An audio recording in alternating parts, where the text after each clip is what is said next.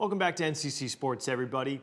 New Syracuse men's basketball head coach Adrian Autry's introductory press conference continues, and we're joined by Anthony Vasquez, who has more on the future of the program. Well, it's the dawn of a new era in Syracuse men's basketball. After coaching 47 years at SU, Coach Boeheim is out.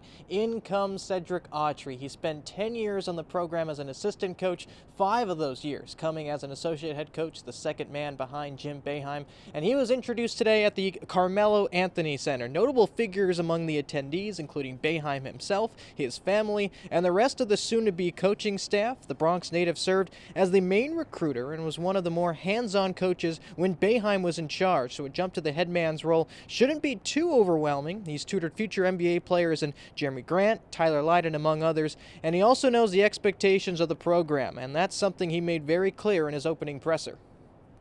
The Aura standard is the history of winning, the history of playing hard and competing for championships, the history of resilience, determination, and grit.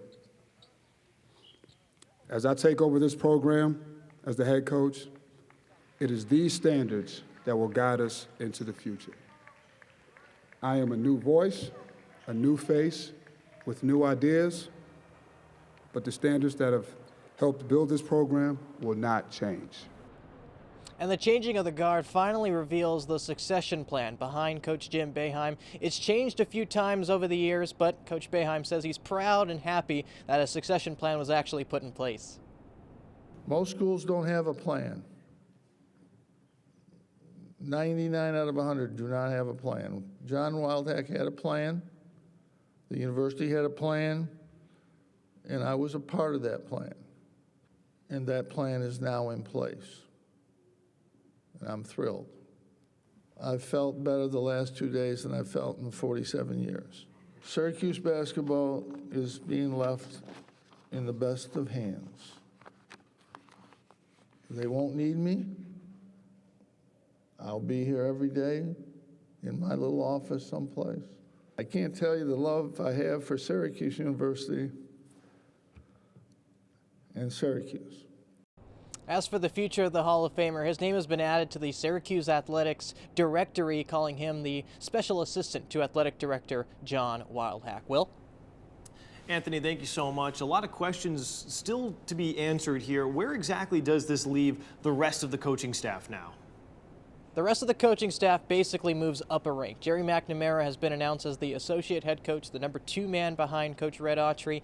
And Alan Griffin, he's been on the staff since 2017, 6 years for him. He'll be the second most senior assistant. As for the third assistant coach, it's still yet to be seen if Coach Autry is going to go outside of the Syracuse family or keep it in-house with the Syracuse alumni. But for now, it's McNamara as the associate head coach and Alan Griffin as the number 2 man. Anthony, we all saw in that final home game for Syracuse, the regular season against Wake Forest, a lot of seniors getting honored. But with the new coaching staff coming in, what does the future hold for this Syracuse roster?